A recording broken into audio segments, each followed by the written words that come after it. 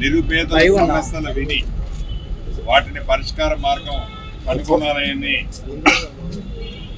PCC అధ్యక్షుల సూచనల మేరకు ఈరోజు రెవెన్యూ హౌసింగ్ ఐఎండ్పిఆర్ మంత్రిగా నేను గాంధీ భవన్కి ఈరోజు రావడం జరిగింది. గత ప్రభుత్వం చేసిన నిర్వాహకం వల్ల గత ప్రభుత్వం ఏదైతే 2BHK అని బొమ్మలు చూపించి ఊహాజనకమైన చిత్రాలతో కాలయాపన జరిపిన ఆ ప్రభుత్వంతో ఇబ్బంది పడ్డ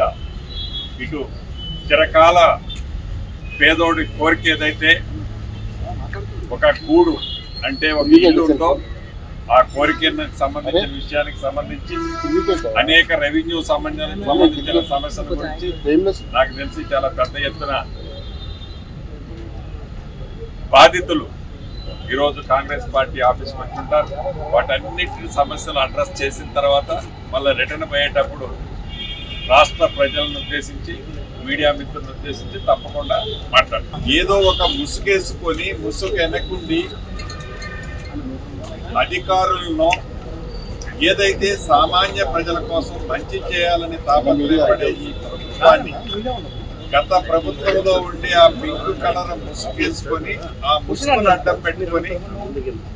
దౌర్జన్యానికి పాల్పడితే రైతులు అనే దానికి ఒక టైటిల్ ఇచ్చి రైతులు అనే పేరు ముందు పెట్టి ఆ ముసుగు వెనక ఎవరైతే నడుపుతున్నారో వారిని తప్పకుండా మీడియా ముందు అతి కొద్ది గంటల్లోనే ప్రవేశపెట్టబోతున్నారు.